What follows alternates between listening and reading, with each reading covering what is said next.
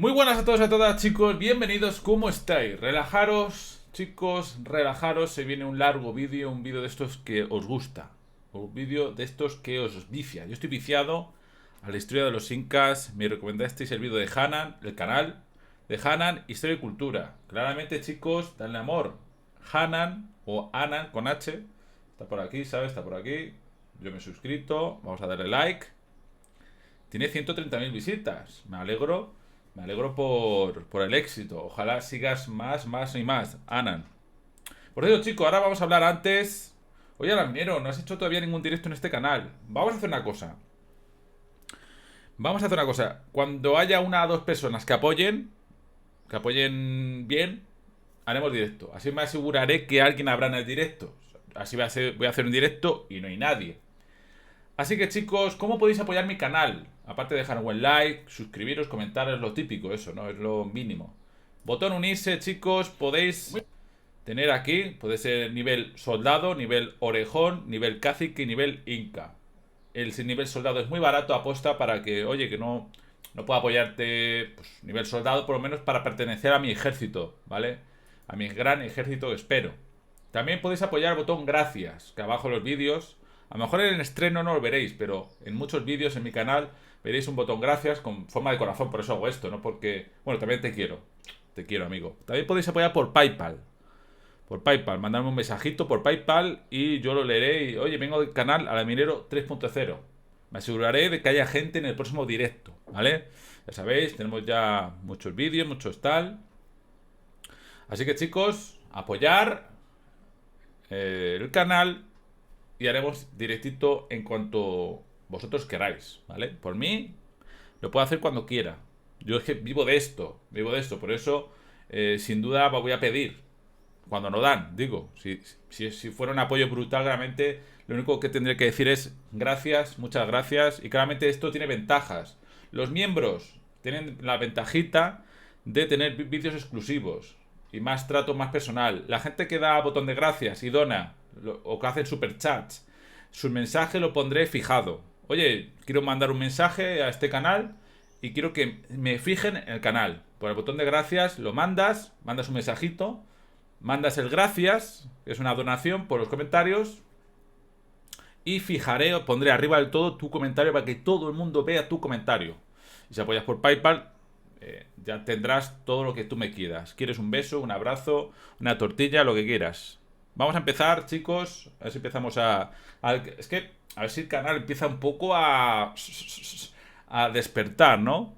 Y eso que le damos caña de la buena. No, a ver, tampoco va mal, hay visitillas, tampoco. Bueno, chicos, vamos a lo importante. Después de esta introducción, espero que el canal vaya bien y no tenga que volver a decir esto. Y todo esto si podéis o si queréis, claro. Kikis, ¿no? Kikis, la primera resistencia inca. El canal es de Anan, Historia y Cultura. ¿Qué es esto? ¿Qué es esto? En el título pone, en la miniatura, dice Kiki, la primera resistencia de los incas. Ahora silencio absoluto. Y empezamos. Ya sabéis, suscribiros a su canal y luego si queréis al mío, claro. Quisquis fue uno de los principales generales de Atahualpa durante la guerra fratricida de los incas y también un pionero de la resistencia andina contra la conquista. Tras la captura de Atahualpa en Cajamarca, una de las primeras preocupaciones hispanas junto con la del ejército de Chalcochima fue la del ejército de Quisquis. Este gran general apareció en escena histórica recién con la guerra fratricida. No conocemos su lugar de origen, pues los cronistas no se ocuparon de ello, ni siquiera de la manera contradictoria o poco clara como lo hicieron con Rumiñahui y Chalcochima, pero queda bastante clara la afinidad de Quisquis con las élites incas de Quito. Varios cronistas indicaron que Quisquis había servido en las conquistas de Huayna Cápac, aunque como su nombre no figura en ninguno de los episodios de las grandes guerras o conquistas de este Zapa Inca, solo podemos suponer que en esos tiempos Quisquis era un capitán o mando medio. Pero el hecho de que en varias crónicas se refieran a él como un orejón hace muy probable que haya sido parte de las élites incas de Quito. Su historia conocida comenzó poco antes de la guerra fratricida que libraron Huáscar y Atahualpa. Una de las primeras escenas las narró Pedro Cieza de León y Agustín Zárate, indicando que tanto Quisquis como Chalcochima y Rumiñahui conformaron el consejo militar que convenció a Atahualpa de alzarse en armas. Huáscar había enviado a su general Atok con una fuerza reducida de 1200 soldados para la captura de Atahualpa, que se supone sería un acto de apresamiento sencillo. No obstante, como Atahualpa había conseguido convocar un ejército más amplio, venció y capturó a Atok, a quien dieron cruel muerte. La derrota de Atok comprobó la capacidad de convocatoria de Atahualpa y la magnitud de su rebelión. A raíz de ello, Huáscar designó 16.000 soldados al mando de Huancahauqui para neutralizar 16.000, enormes ejércitos. la rebelión en Quito. Los primeros enfrentamientos de la guerra fratricida se dieron entre Ambato y Llactacunga, y el resultado fue una victoria para los ejércitos de Atahualpa, en ese momento liderados por Chalcochima. Huancahauqui tuvo que replegarse hacia el sur, pero fue nuevamente vencido por Chalcochima, en Tumebamba, de modo que tuvo que retroceder hacia Cochabamba, la actual Loja. Es en este inicio de la guerra fratricida donde Quisquis cobra más relevancia, ya que en su primera misión fue enfrentarse a las debilitadas tropas de Huancahauqui. Los ejércitos de Chalcochima y de Quisquis se componían principalmente de soldados provenientes de las naciones aledañas a Quito, de los mitmas que habitaban las zonas cercanas y de viejos soldados incas asentados allá, que habían sido fieles a Huayna Cápac. Con ellos, atacó las tropas de Huancahauqui cerca de Cochabamba y, estando en ventaja numérica, consiguió expulsarlos de ahí. Tras recibir el consejo de los Cañaris, Huancahauqui decidió retroceder a Cajamarca para rearmar su ejército. Allí recibió un refuerzo de 10.000 chachapoyas enviados por orden de Huáscar. ¿Chacha qué? ¿Sabéis lo que significa en España chacha tal? Recibió un refuerzo de 10.000 chachapoyas enviados por orden de Huáscar. El renovado ejército de Huancahauqui partió hacia la batalla sin su líder, ya que Huancahauqui, inseguro por sus derrotas, decidió quedarse en Cajamarca. Normal. Las tropas combinadas de Cañaris y Chachapoyas salieron hacia Conchahualla, cerca de Cajamarca, pero no pudieron hacer frente a los animados ejércitos de Quisquis. Durante el enfrentamiento, muchos soldados de Huáscar tuvieron que huir hacia Cajamarca, donde estaba su general, pero solo 3.000 chachapoyas consiguieron reagruparse allá, ya que muchos desertaron por temor a su inferioridad militar. Tras la nueva derrota, Huancahauqui y los remanentes de su ejército se iban a dirigir hacia Cusco para rearmarse ahí, pero en Bombón los recibió un refuerzo de soldados provenientes del norte del Collao y de regiones vecinas. Con ellos se produjeron nuevos enfrentamientos contra las tropas de Atahualpa. Fueron largos y se reiteraron día tras día. Al inicio había grandes bajas para ambos bandos y ningún claro vencedor, pero las fuerzas de Quisquis crecían por donde pasaban. Intimidados por los crueles castigos, muchos curacas optaban por incorporar a sus hombres a los ejércitos de Quisquis, que cada vez acumulaban más victorias. Retirándose a Jauja, Huancahauqui recibió aún más refuerzos de Huáscar. Esta vez eran chancas, yauyos y huancas. Los nuevos enfrentamientos se dieron en el valle de Yanamarca, donde tras severas bajas en ambos bandos salieron victoriosos Quisquis y Chalcochima.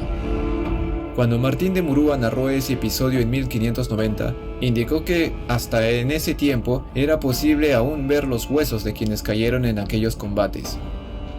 Los ataques de Quisquis siguieron y empujaron al ejército de Huancahauqui cada vez más al sur. En cuestión de pocos meses, Huancahauqui terminó refugiado en Vilcas, donde esperaría nuevas indicaciones del Zapainca Huáscar. Cuando Quisquis y Chalcochima se acercaron a Cusco, Huáscar había conseguido rearmar su ejército junto con refuerzos provenientes del Collasuyo.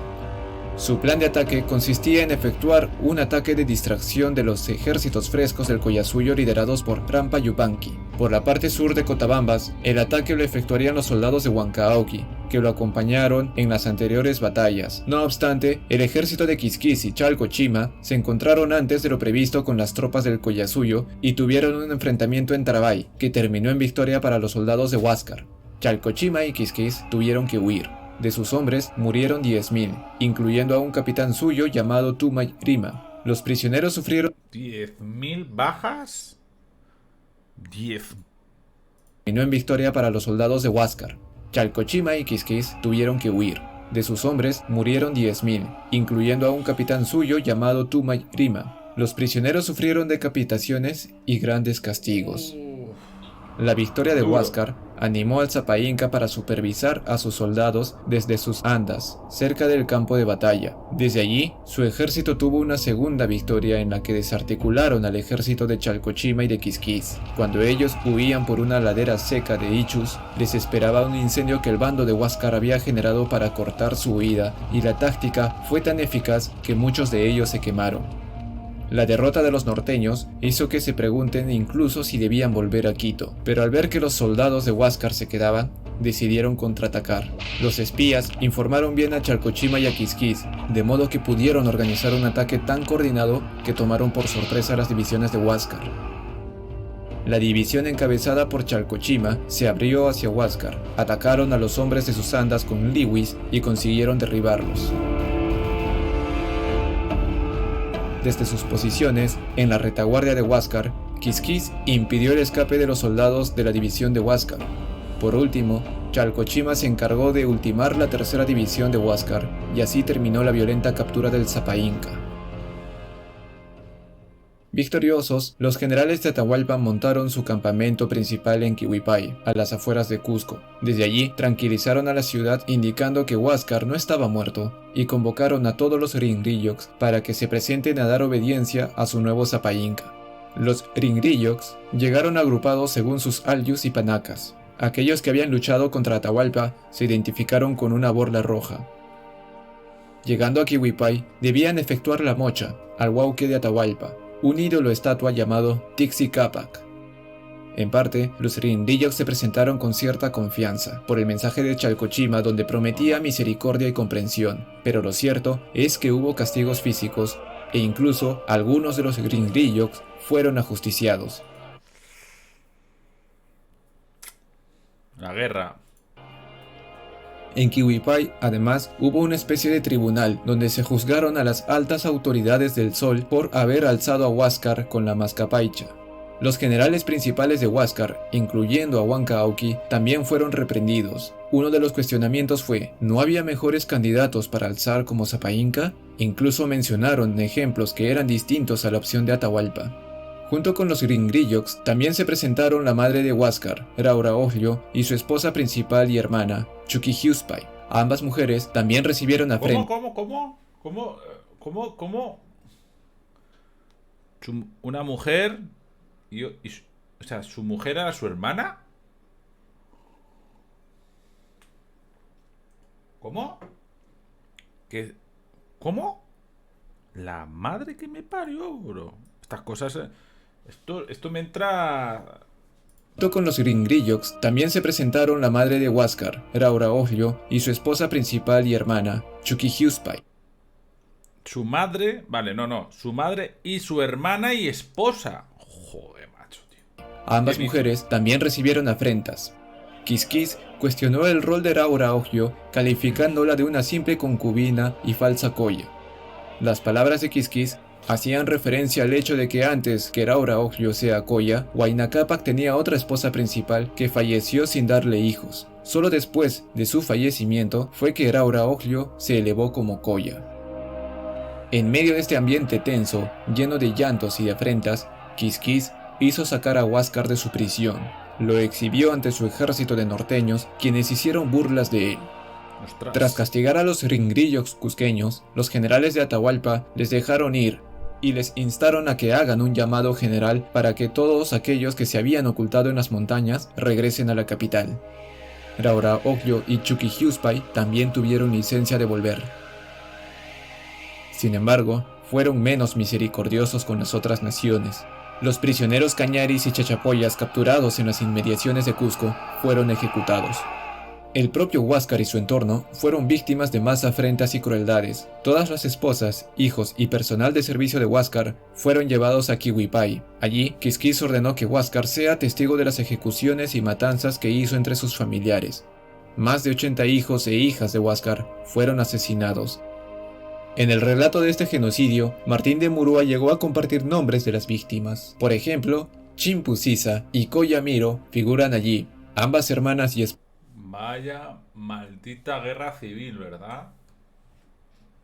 Wow, bro. Wow. Dios. Me ha dejado helado. Se me ha helado la sangre, tío.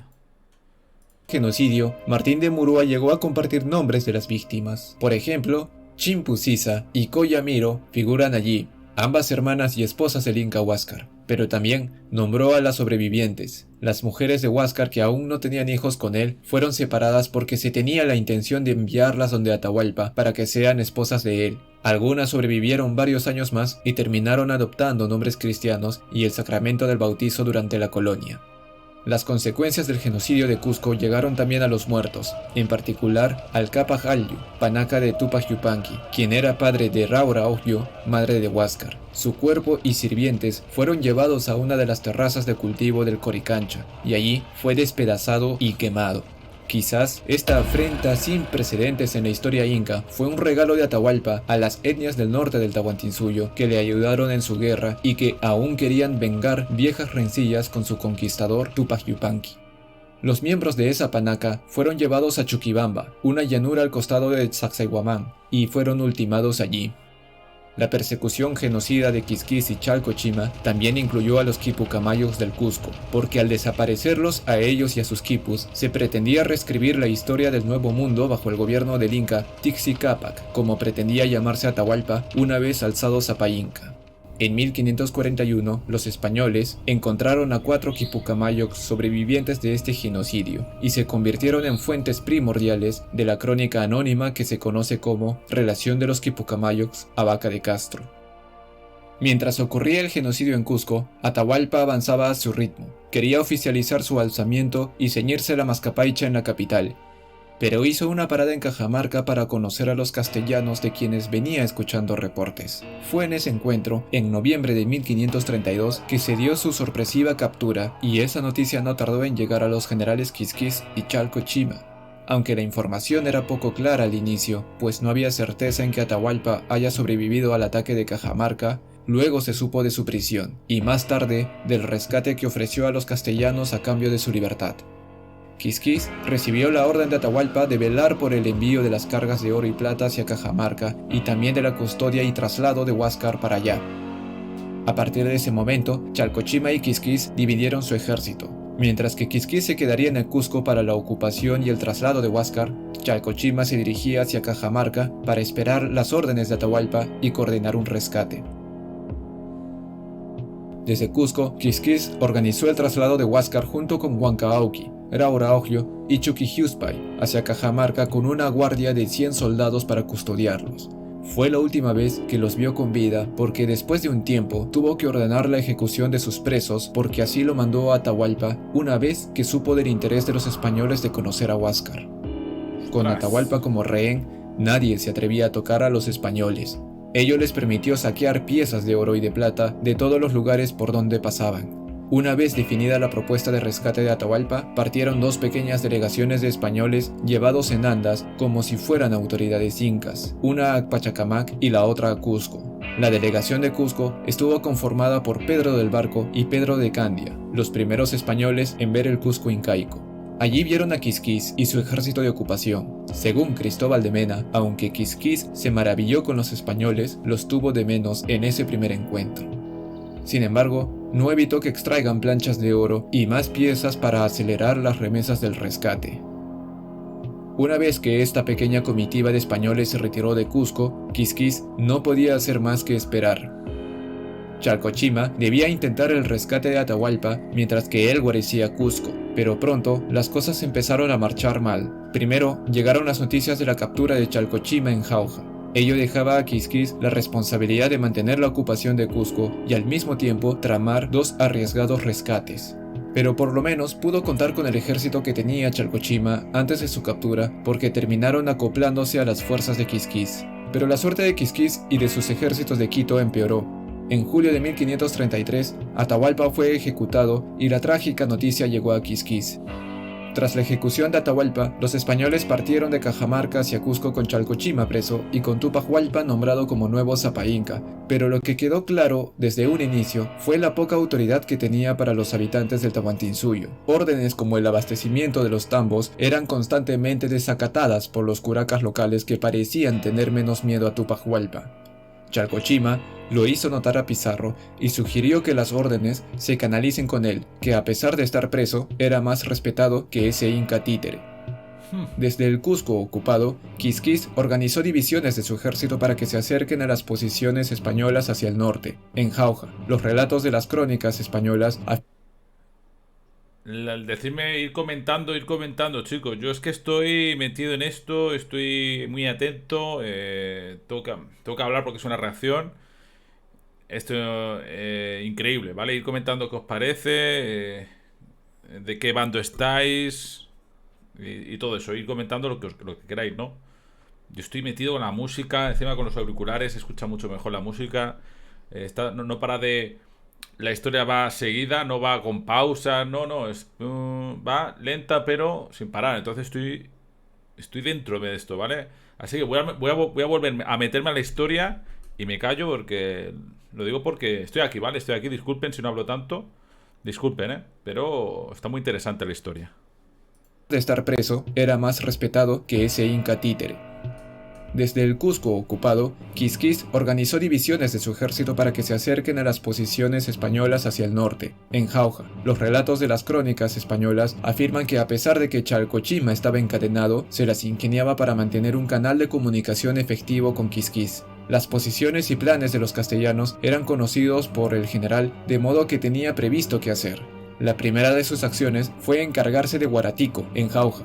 Guaratico era un hermano de Atahualpa muy estimado por los españoles por ser siempre servicial a sus intereses. Pizarro le había enviado a Jauja para que se encargue del abastecimiento y seguridad de los puentes y caminos desde Cajamarca hacia esa ciudad, pero nunca llegó a cumplir su misión porque antes de que lo hiciera fue asesinado por orden de Quisquis. Resignados ante la pérdida de un formidable aliado, los españoles tuvieron que hacerse cargo ellos mismos de esa tarea. Diego de Almagro iba a la vanguardia asegurando los puentes y malos pasos para que el grueso de los españoles consiga pasar de manera segura. En su trayecto pasaron por Huamachuco y Huaylas. Su andar fue lento y temeroso. Antes de llegar a la ciudad tenían que asegurar los caminos y fijarse bien cada paso. Cuando llegaron a Tarma, mantuvieron a los caballos ensillados y pararon el tiempo suficiente como para que estos se alimenten y beban agua. Temerosos del lugar que parecía tranquilo, siguieron andando, y la noche les alcanzó en el camino, de modo que tuvieron que dormir a la intemperie, a pesar de que nevaba. Cuando los españoles retomaron su marcha, Hernando de Soto fue repentinamente embestido por los soldados de Quisquis poco antes de llegar a Jauja. Como el capitán hispano dirigía solo la vanguardia de las fuerzas de Pizarro, peleó desordenadamente, y al llegar la noche, los ataques cesaron.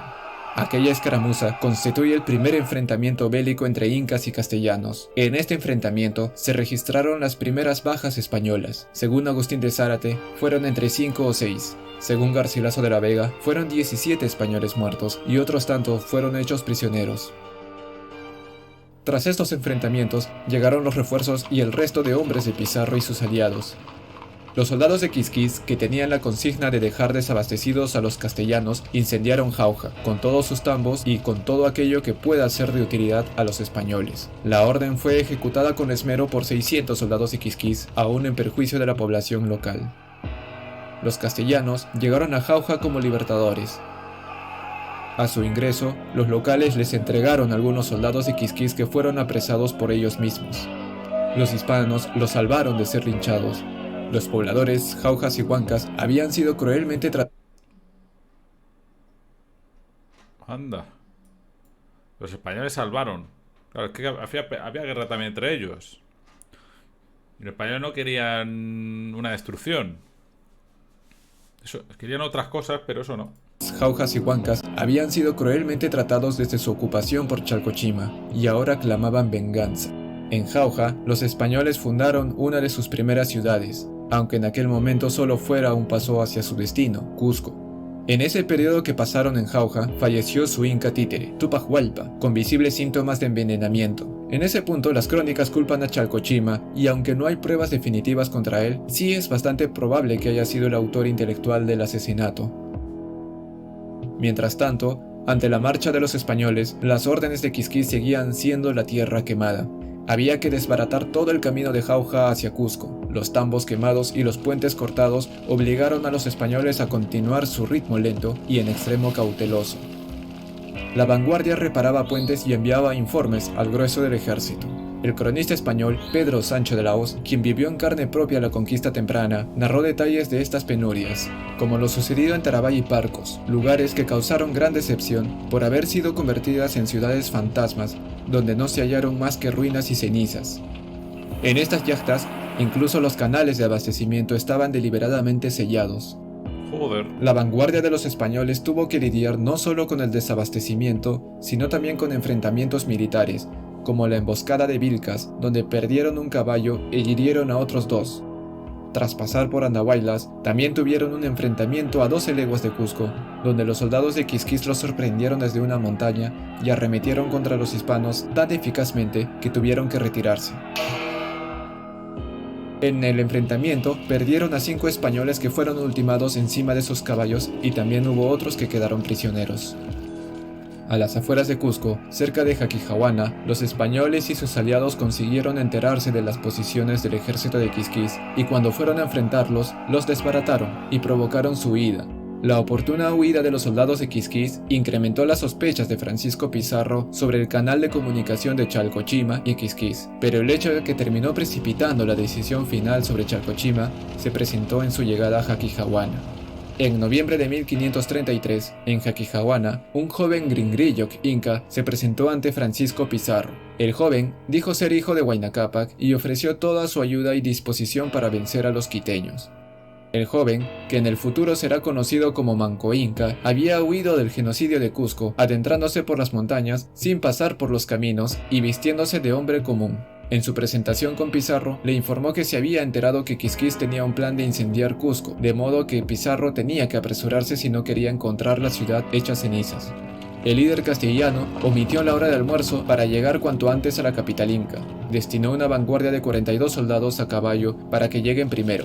Una vez allí, tuvieron escaramuzas con el pequeño pelotón de Quisquís que se encontraba incendiando los techos de la ciudad. El pelotón se replegó donde estaban los refuerzos y consiguieron matar un caballo y herir 5 de los jinetes junto con sus caballos. Desde un cerro de Cusco, este pelotón de Quisquís provocó a los españoles, pero estos no subieron al conocer las desventajas del caballo para la lucha en montaña. Finalmente, aquella noche del 14 de noviembre de 1533, las fuerzas de Quisquís desocuparon Cusco, y en la mañana del 15 de noviembre, el grueso del cuerpo castellano ingresó pacíficamente a la ciudad que había resguardado su vanguardia. El incendio de Cusco, que recién iniciaba, fue sofocado por Juan Pizarro y Hernando de Soto. Este ingreso constituyó el final de un viaje que duró cerca de 3 meses y medio. Para muchos locales, los castellanos eran libertadores. No solo habían luchado contra quienes tanto daño hicieron a la ciudad, sino que traían consigo un legítimo Auqui, hijo de Huayna Cápac. Al comprobar la aceptación de Manco Inca por los cusqueños, Francisco Pizarro lo elevó como inca. Así, controlaba mejor lo que quedaba del Tahuantinsuyo y además le ayudaría en sus ejércitos. De hecho, uno de sus primeros actos de gobierno fue convocar un ejército destinado a perseguir a Quisquís y sus tropas, que iban camino al norte. Francisco Pizarro, en señal de apoyo, les brindó 50 jinetes castellanos para acompañarlos en su misión. Esta vez, los caminos se encontraban en mejor estado y cuando hallaban alguno malo, era rápidamente reparado por los miles de soldados de Manco Inca. La persecución a Quisquís por parte de Manco Inca inició en fines de 1533 y se extendió por todo el año 1534. A Manco Inca no le costaba reclutar más hombres para este fin. Para cuando Quisquís estaba cerca de Jauja, el Inca tenía cerca de 25.000 soldados en su ejército. La madre que me parió, 25.000. Encima tenía esta caballería. Joder, macho, Manco Inca. Así da gusto, madre mía, ejército. Si tuviera ese ejército hasta en Europa, hace estragos. Hasta en Europa. Caballería, miles de infantería. Buah, de locos. Que no tenían problemas para reparar los caminos e incluso para adaptarlos a los caballos españoles. El cronista Sancho de la Hoz, por ejemplo, narró cómo en el camino a Vilcas hicieron un puente lo suficientemente ancho como para que pasen los caballos en fila de 2 sin estorbarse. Por su lado, Quisquis reclutó soldados de las naciones cercanas a Cusco que le eran favorables, con el objetivo de tomar Jauja, que estaba ocupada por un contingente importante de españoles. Sin embargo, los informantes locales de Jauja brindaron aviso a los castellanos de esa ciudad y pudieron interceptarlos incluso antes de que lleguen a las afueras. Para la defensa de Jauja, los españoles reclutaron con facilidad soldados de las naciones cercanas. Un total de 3.000 huancas y decenas de soldados españoles tuvieron escaramuzas con los soldados de Quisquis. Una vez expulsados de Jauja, los soldados de Quisquis buscaron refugio en Tarma, pero los locales los recibieron con hostilidad, de modo que también tuvieron que salir de allí. A pesar del fracaso en su intento de tomar Jauja, Quisquis consiguió capturar caballos españoles que luego usó él mismo en futuros combates. ¡Ay, va, chaval! ¡Qué buena, bro! ¡Qué buena, tío! Epiquísimo, ¿eh? Esta escena. ¡Qué épico, tío! Para la segunda etapa de la persecución de Quisquis, el gobernador Francisco Pizarro le pidió a Manco Inca que designe un ejército que se encargue de la expulsión definitiva del general. Manco Inca hizo llamar a 2.000 soldados de élite cusqueños para este cometido, considerando que era mejor que sean pocos, pero efectivos. ¿Eran orejones? No ha dicho nada de eso, ¿no? Para aquellos momentos de 1534, no todas las naciones eran leales a los españoles o a Manco Inca, pero tampoco a Quisquis. Ese fue el motivo por el que uno de los enviados de Francisco Pizarro a San Miguel de Tangarará tuviera que sortear el camino costeño y pasar solo por pueblos de quienes ellos denominaban indios amigos. En Tangarará, el enviado se enteró de la partida de Benalcázar hacia Quito y de la intromisión de Pedro de Alvarado, que desde Panamá había llegado con la intención de tomar Quito antes que los hombres de Francisco Pizarro. Llegado las noticias al sur, Pizarro designó a Diego de Almagro que se dirija hacia el norte para reforzar el ejército de Benalcázar, que él entonces luchaba contra Rumiñahui para llegar a Quito. Este cambio de planes le dio un respiro a las ya fatigadas tropas de Quisquis. Tras ser repelidos en Tarma y Huánuco, Quisquis y su ejército se dirigieron hacia el norte y se topó con un viejo hermano de Atahualpa, Tito Atauchi. Tito Atauchi era un hijo de Huayna Cápac que recopiló oro y plata para su rescate. Cuando se dirigía a Cajamarca, se enteró de la muerte de su inca, de modo que cambió el rescate por las armas. En su marcha hacia el sur para atacar a los castellanos, se topó con Quisquis, quien se dirigía para el norte. Tito Atauchi no pudo conseguir mucho ejército y a Quisquis le quedaba poco, pero los dos líderes militares decidieron unirse y marchar juntos hacia Cajamarca. La ciudad había sido despoblada de españoles tras su partida hacia el Cusco. Fue por eso que los partidarios de Atahualpa aprovecharon para desenterrar su cuerpo y llevárselo. Mientras que los cajamarquinos más contrarios a la nación inca eventualmente desmontarían buena parte de la infraestructura que ellos habían colocado allí. A su vez, quienes eran mitmas abandonaron también el lugar y regresaron a sus naciones de origen. Esto se puede resumir así, ¿no? Eso me recuerda a la Reconquista española, ¿no? Cuando reconquistaron los cristianos a los moros. No eran solo cristianos contra moros, eran todos contra todos. Había cristianos contra cristianos, moros contra moros. Aquí se puede ver igual. Encima es un imperio, este territorio es mucho más grande que España. Esto es un imperio, hay muchos pueblos, muchos bandos, cada bando se va por un lado, por otro. Algunos luchan con los españoles porque les gusta como son, otras luchan con los españoles porque por intereses, otros luchan contra los españoles por intereses, y es así, ¿no? Es como es un imperio, encima me lo pones mejor, ¿no? Es una unión de muchos pueblos, unos más aliados, otros más esclavizados sería, y unos se unen, otros hay rencor. Entonces al final cada uno busca sus intereses. O sea, no es españoles que eran unos poquitos contra un imperio, no, eran unos contra otros y se van habiendo 2 hasta 3 bandos incluso. El ingreso de Quisquis y Tito Atauchi a Cajamarca es narrado únicamente por Garcilaso de la Vega. Su relato es detallado. Según narra, al ingresar los dos jefes militares se esmeraron en investigar e interrogar a los locales sobre qué papel habían tenido en la ejecución de Atahualpa aquellos hispanos que traían presos. La investigación concluyó que algunos se habían mostrado en contra de la pena de muerte de Atahualpa y que votaron a favor de su libertad cuando lo juzgaron. Por ejemplo, Francisco de Chávez y Hernando de Haro. Ambos fueron perdonados y dejados en libertad, incluso con algunos presentes que les dieron como agradecimiento. pero el escribano de apellido Cuéllar fue preso en el mismo aposento de Atahualpa. Declarado culpable por haber escrito la condena del Inca, lo condenaron a muerte de la misma manera que habían hecho ellos con Atahualpa. Al día siguiente de su prisión, sacaron a Cuéllar del cuarto de rescate y por delante de él designaron un pregonero que, como lo habían hecho los españoles con Atahualpa, decía en viva voz los motivos de sentencia mientras que se abría camino al mismo garrote donde habían dado muerte al Inca, y que para aquel momento nadie se había atrevido a tocarlo por considerarlo maldito. Según el relato, la vida del escribano Cuéllar hizo justicia poética para los incas. Un escribano, ¿no? Que lo único que es escribir, ¿no? Pero bueno, yo entiendo un poco el odio y un poco la desgracia del hombre, que mala suerte. Claramente no fue justo la muerte de ese hombre. No, porque simplemente lo que hizo fue... España ya empezó a ser una nación moderna para su época. Por eso tuvo tanto éxito. Y empezaba a ver, había escribanos que tenían que escribir para los reyes, o sea que, ¿cómo se diría? Como un notario, ¿no? Un notario, algo por escrito, ¿no? Algo por escrito, oye, hemos hecho esto, vamos a notificarlo. No sé si me entendéis un poco. Tras su paso por Cajamarca, Quisquis y su ejército continuaron avanzando hacia el norte. Tenía la intención de reestructurar su ejército en Quito, pero se enteró de los ataques que la ciudad estaba teniendo en ese momento por Sebastián de Benalcázar y además el acecho que tenía en ella Pedro de Alvarado y también Diego de Almagro. Pero cuando ambos líderes tuvieron su primer encuentro en Riobamba, hubo momentos de tensión, pero después acordaron la paz y decidieron ir juntos hacia el sur. En su camino también tuvieron enfrentamientos contra la resistencia inca. En uno de ellos consiguieron sorprender a Sotaurco, uno de los capitanes de Quisquis, a quien torturaron y quien les informó las posiciones del general.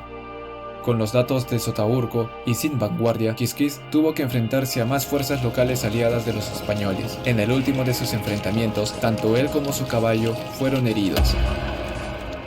Tras esta batalla, el ejército de Quisquis y sus capitanes le intentaron convencer de que había que quedar en paz con los castellanos. Para ellos, la lucha había terminado y habían perdido. Insistieron, pero Quisquis no aceptó. Dijo que era mejor morir luchando contra los hispanos y amenazó con castigar a quienes no pensaban como él. Sus soldados estaban agotados por los continuos años de guerra a los que habían sido arrastrados fuera de sus hogares desde los inicios de la guerra fratricida. Hartos de estos interminables sufrimientos, tomaron acción. Huaypalcón, uno de los capitanes de Quisquis, le asestó una lanza en el pecho y varios de sus soldados ultimaron al general con sus macanas. Tras la muerte de Quisquis, su ejército se disolvió y muchos emprendieron el regreso a lo que quedaba de sus antiguos hogares.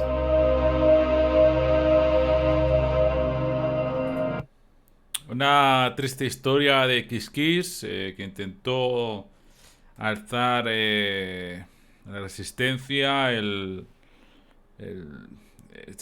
típico hombre que hay, que es cabezón, ¿no? Que aquí el imperio inca debe seguir, debemos luchar hasta morir. Estos hombres ya venían de guerras internas, guerras sangrientas, estaban cansados y al final esto pasa, ¿no? Tuvieron que asestar un golpe y matarlo porque yo entiendo un poco a todos. Yo intento, o por lo menos intento entender. Intento ser neutro. No intento ser pro español, a pesar de que soy más español que el toro. Intento entender todo. Yo entiendo perfectamente a Quisquis, por supuesto. O sea, lo entiendo perfectamente. O sea, resistir hasta el final. Igual también entiendo a la gente que, oye, que tampoco los españoles, bueno, pues a cambio de un poco de oro, tal, no te dejan en paz, ¿no? Y tal.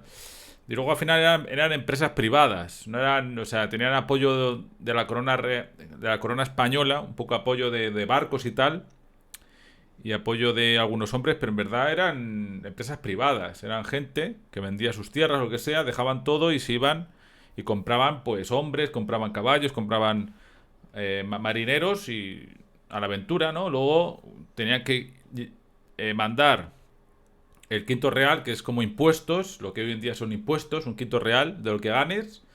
Y luego la gente se repartía entre militares, tal, las riquezas, las tierras y eso, ¿no? Al final la gente que ganaba dinero y tal se quedaba allí, ¿no? Es lo que tenía luego hijos y luego, o sea, las grandes riquezas en verdad se quedaban allí, ¿vale? Eso tenerlo claro, ¿no? Igualmente, la verdad es que me ha gustado muchísimo. Anan y su grupo, espectacular. O sea, he tenido que cortar a mitad de vídeo porque me sabía mal no hablar, aunque sea un poco, porque no es un vídeo mío este. Pero es que estaba induido de cómo te lo conta con ese, cómo sientes esa historia de los españoles, de los incas, de los pueblos, la mirada triste, la mirada de odio, la guerra, las emboscadas, el hambre, el fuego, la ira, la destrucción, la historia. Y la verdad es que ha sido fascinante. La verdad es que este chico hace un gran trabajo. Él y creo que su grupo también. Así que chicos, Kiss, la primera asistencia. La primera, que hubo más, supongo, ¿no?